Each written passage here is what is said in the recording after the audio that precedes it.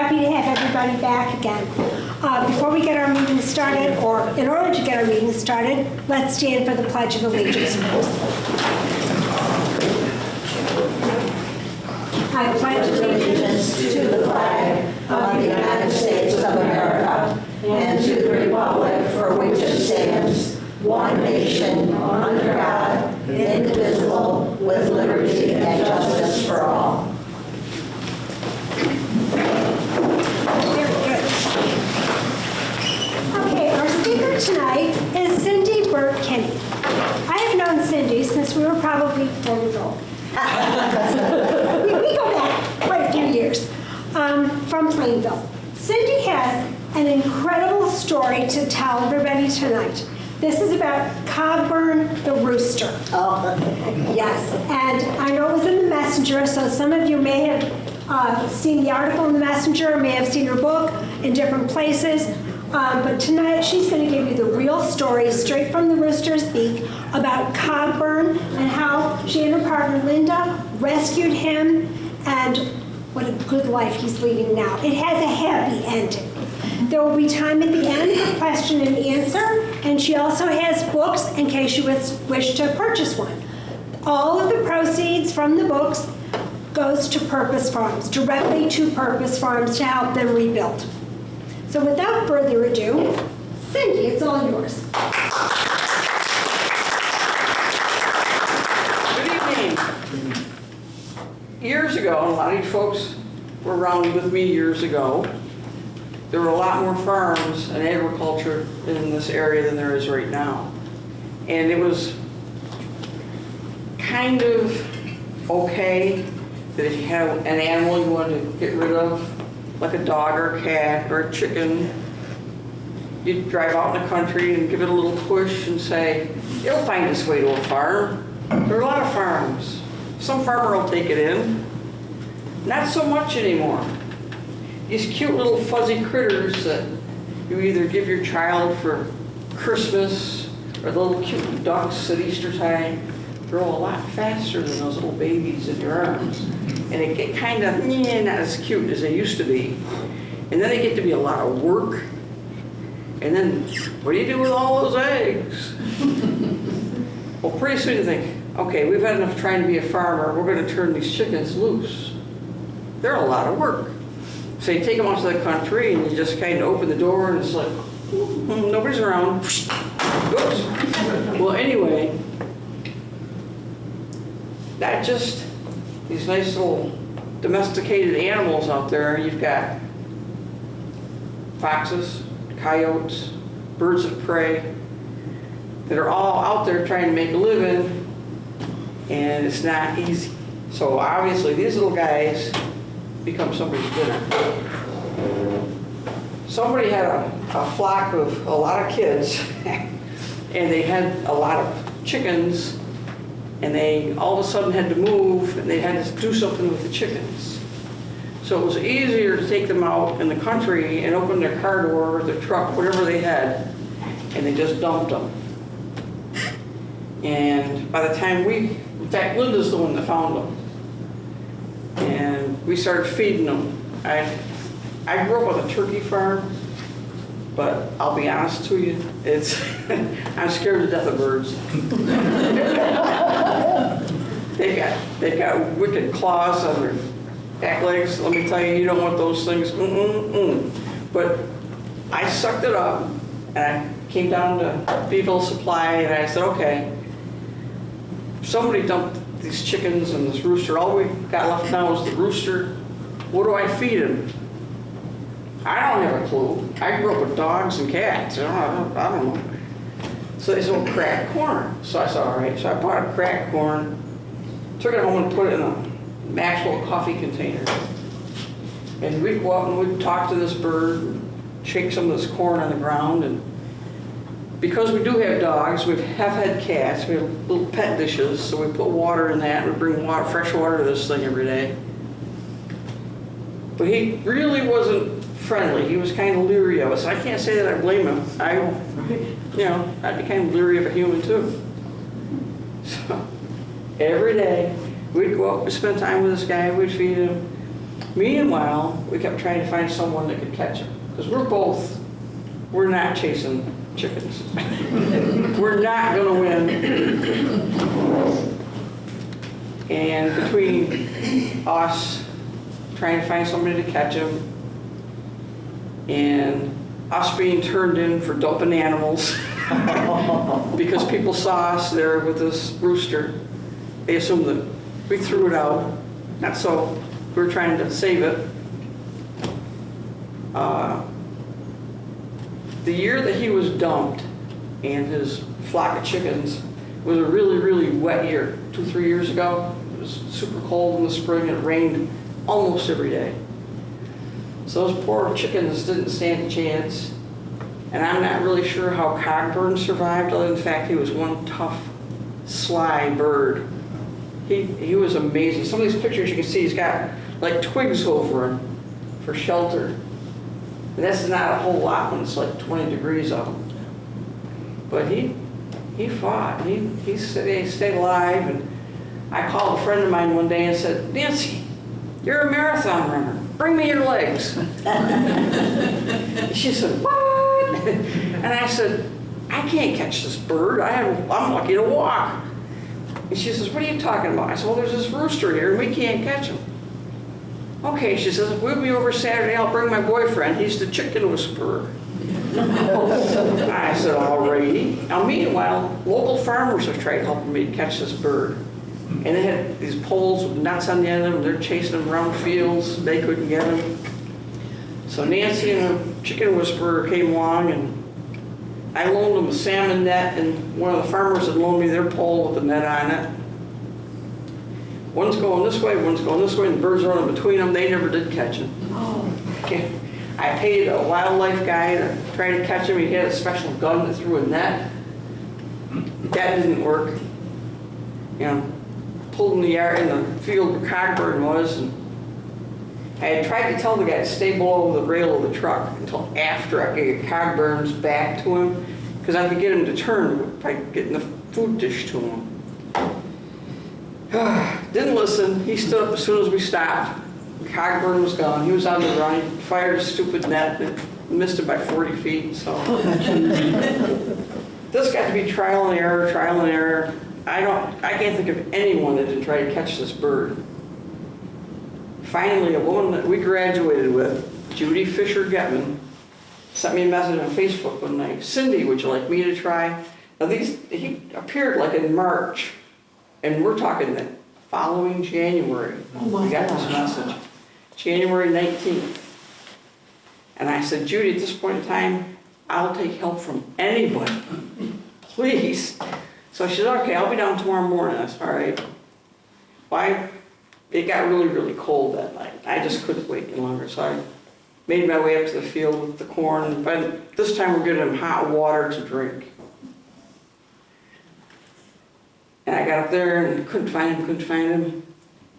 He was frozen to a branch about this far off the ground. His little feet were frozen. Couldn't move.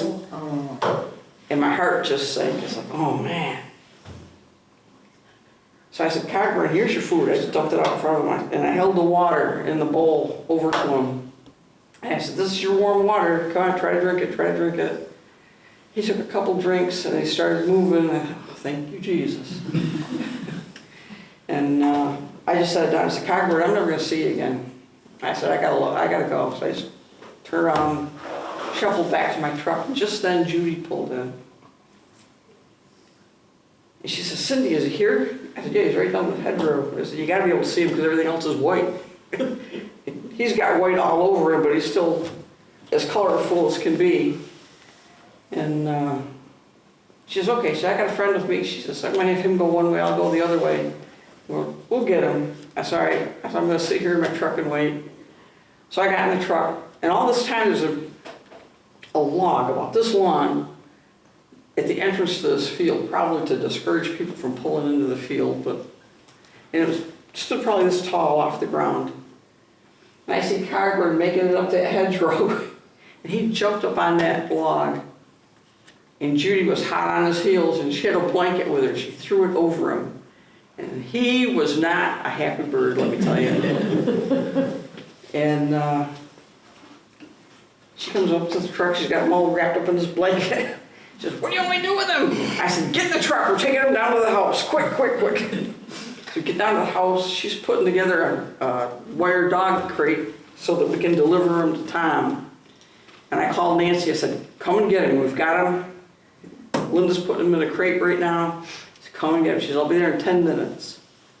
And let me tell you, he's living the life of Riley. But not all domestic animals are that lucky. And folks don't think about that, you know, and it's sad, it really is sad.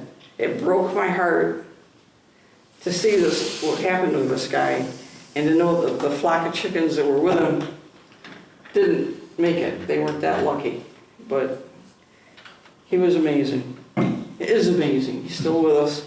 He's got kids and grandkids and probably great-grandkids by now. But he's got a heated hen house, and then more hens than you can shake a stick at.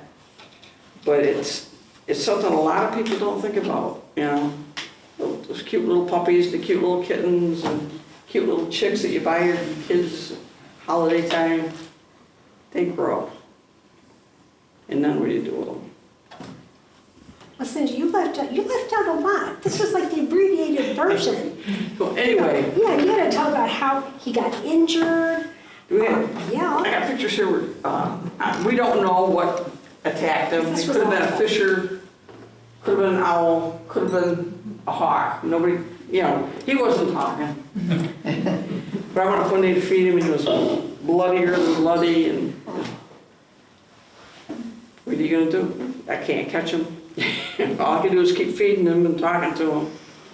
You had a bunch of chipmunks that tried to beat him out of his food every day. So we'd stay there until he got most of his food eaten. Because if he turned your back, the chipmunks were in the dish, and poor Cogburn didn't get the corn. I mean, he was out in the fields, in the wilds of Plainville, between Plainville and Lysander, you know, out in the wilderness. And, you know, when I read it, and you think about this, like, how horrible. You know, I'm a softie, you know, and I know Cindy and Linda are too, but it's like, how could you do this to such a beautiful bird, you know, to just dump him out in a field and leave him? You know, to me, it's just unconscionable. But Cogburn is living his best rooster life now. Yeah, you got his picture to show? Pardon me? His picture to show? Oh, got lots of pictures to show. He's an Americana. I had never heard of him because I'm not a chicken expert. How'd you get his name? Cogburn? Linda. Rooster Cogburn? Yes. John Wayne. Yeah. This is him with his first girlfriend. Got tons of pictures up here. This is him frozen to that little branch. There's about 2 inches off the ground. So where is he now? How did he He's get in off the Hannibal. branch? Pardon me? How did he get off the branch when he was frozen to it? Evidently the warm water got him moving enough, thawed him out enough to be able to move. That's all I can figure. Because boy, he was not moving. If you hadn't come up, he would have frozen to death probably. Probably, if not that day, then probably that night he would have, the following night. Because it got colder the following night. Yeah, that was a bad winter. It was bad winter, it was bad spring. Yes, ma'am. Did you ever think about maybe pouring the water over his feet or trying to lift him up to, you know? No. No, you're afraid of that? No, not only that, but if I had poured the water on him and hadn't caught him, he probably would have frozen faster. There's also a okay. danger if you reheat frozen limbs, it can cause medical problems. Gotcha. So not knowing the reaction. What gave you the idea to write the book? So, A woman that I went to school with, she was a couple of years ahead of me, was on Facebook. And every day I would post what was going on with Cogburn that particular day. And she said to me, Cindy, you ought to write a book. I said, yeah, right, okay. And then through the grace of God or whatever, her grandson was spending a lot of time with her. And he'd crawl into bed with her in the evening and say, Grandma, can you go on Facebook and see if there's any news about Cogburn? So Cindy was the push, but her grandson was the reason. I figured if this little guy was that interested in Cogburn, there might be other little kids out there that could learn from this story. Thank you. Thank you very much for sharing your story with Cogburn. It's beautiful what you did. The two of you did. Thank you for sharing that. I was listening to an NPR segment a couple weeks ago, just stumbled upon it, and they were talking about how cats have become an invasive species. You mentioned how people, I think out of desperation, not knowing what else to do, they dump cats and dogs and birds or whatever, hamsters, out in the fields, just without thinking.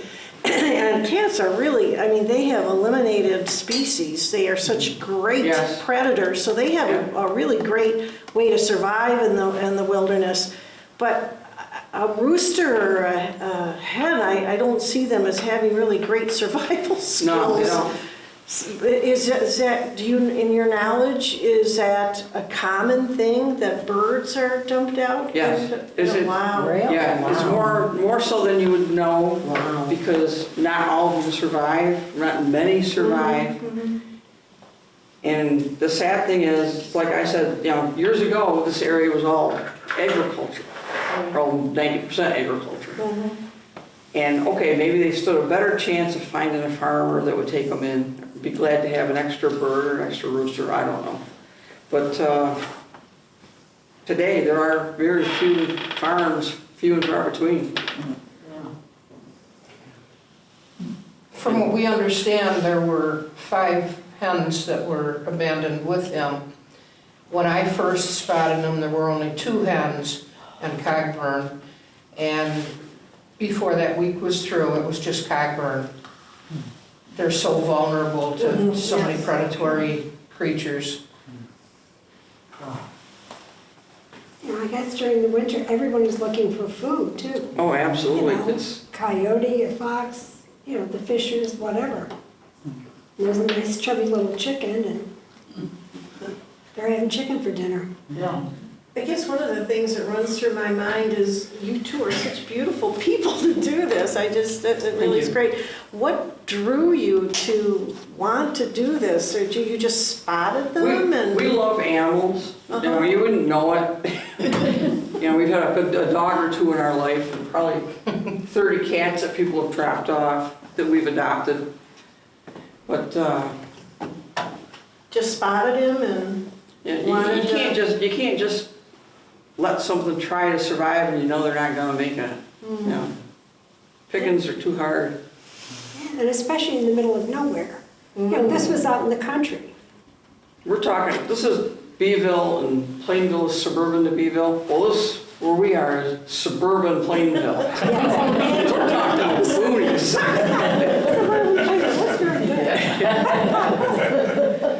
That's very good. Have you shared your story with the children in schools? Because of COVID, haven't been able to do that. But I did. I made a donation to Beeville schools. I got hold of them. Thanks to Barb Presley. A lot of you people probably are familiar with Barb. And offered them 4 books. And they came back with a counter offer. They said, we'd like 8. Good. Works for me. I don't care. As long as we can get the message out, that it's just not the right thing to do to throw your animals away. And Cindy did a book signing also. Yeah. At the library. When I see like at Country Max or someplace like that around Easter time, and they say chicks are here, and what you said about, people give their children a chicken Or a little bunny. I think that's a terrible, I'm sorry, I think that's a terrible thing to do. I think they'd be far better off to buy them a stuffed animal. Yeah. And there are farmers, I understand, that will rent out their chickens to you for the summer. Really? And you can turn them in the fall, and the following spring you get the same chickens. If this is what you want to do, is play with being a farmer for the summer. Wow. But it's hard work. It's not a game by any stretch of the imagination. My So where did cousin, he end up? He's in Hannibal. This gentleman right here has a huge collection of chickens. He loves birds. So Cogburn has a heated hen house. He loves it. He's got a bunch of kids and grandkids. There's that saying about the rooster in the hen house, you know? Yeah. he's living his best rooster life, without a doubt. This man, Do you have any idea how old he is? I believe he's like 3 years old. Oh, okay. It's more than that now. Yeah, it's gone. We've dealt with him for 3 years, So he's probably 5, pushing 6. and that's about the life expectancy. Was that a- Yeah. Really? Yeah. That's it? Yeah. Oh, that's not And much. this, right. Oh, Oh, with the life he's living, maybe he'll live longer. that's With true. any luck, with any luck. But you know what, if he could make it through that winter, Tom is such a bird lover, he even has veterinarians come to his hen house and check the birds. So that's, Oh, that's he couldn't have any better, got a you good know. life. But he really lucked out where they dumped him because a couple of fools found him. Thankfully. Now, how's Purpose Farm coming? Can you fill us in? I truly don't know. So- They're dealing with engineers and plans and all that good stuff. All the It's- zoning yeah. laws have changed since they originally built, and that insurance companies and. And trying to keep the animals that they still have housed so they're in and out of the weather. Right now, that it's just kind of like portable housing. It's temporary. They're still having a real hard time getting enough funds together to get things Rules back and up. regulations, yeah. Mhm. yeah. And it's sad, you know, for an organization that does such good, you know, as they do. You know, you would think that it would be made a little bit easier. But I guess rules are rules. But in the book, the book is great. And if I do say so myself, and there are real pictures of Cogburn. These Why don't you show photos. Yeah, show everybody the book. Read it to us. Read it. No, seriously. I'll read you some excerpts from it. How's that? It's a very touching book. It is. It's very touching, and, you know, there are parts that you do get choked up. Oh, I exactly. mean, I'm a softie, don't worry, I got tissues. Yeah, but it really is just so sweet. While fuzzy chicks are cute, bunnies are soft and cuddly. Kittens and puppies are playful. All these babies grow much faster than humans, require attention and dedication even after they are no longer small and cute.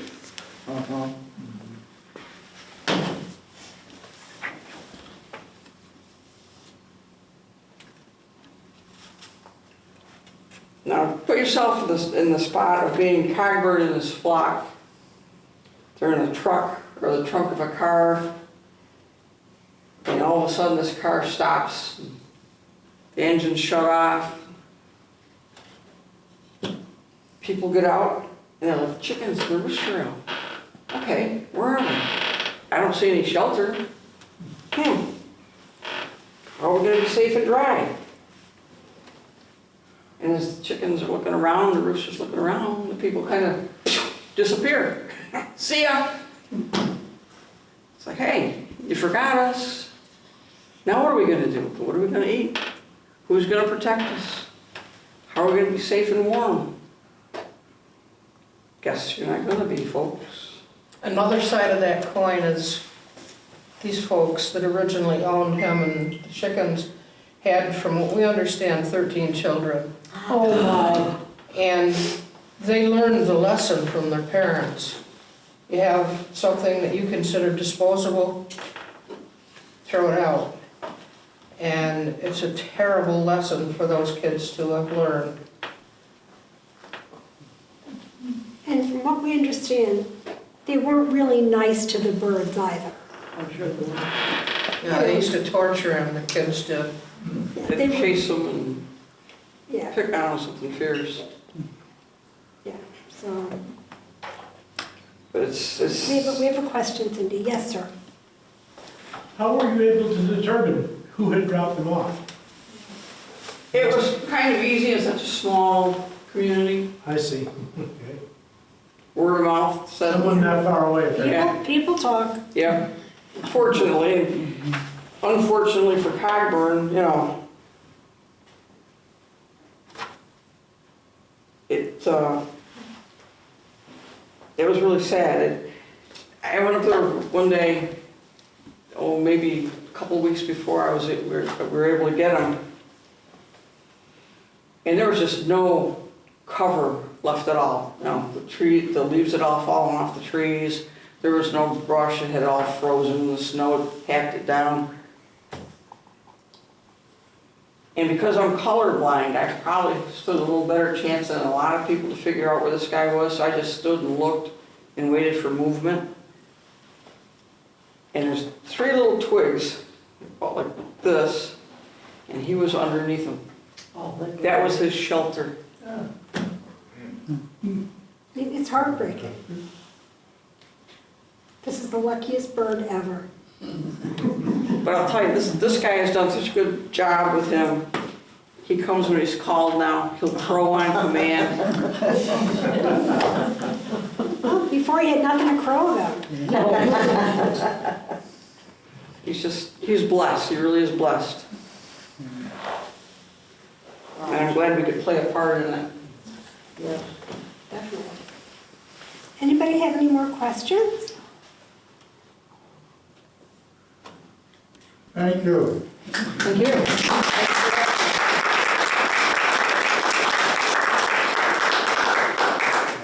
Cindy has books available if anybody would like to buy a book. She has books. She will also autograph them. I made sure I gave her a pen. So she'll autograph them also. Maybe you're going to autograph him too. I can write your name. It's not a There you problem. go. And you know, if you want to come up and look at the books, look at the pictures, you know, this is, I just found it was such a great story. You know, when she told me about it, because I follow him on Facebook every day. It's like, oh, look what he's doing today. It's like, oh, you feel so bad. Oh no, he's stuck on a stick. Ah, you know, and you really thought that was going to be the end of it, you know, for the bird. And you know, I really give Cindy and Linda, you know, kudos because they did such an honorable and such a great thing. Just, you know, a little unfortunate bird who is now, like I said, he is living his best rooster life ever. So please feel free, come up, ask questions, look at the pictures, look at the books. You know, and we're just happy everyone came. And our next meeting is going to be November 1st. And it's going to be, one of my favorite things, Nestle's in Bolton.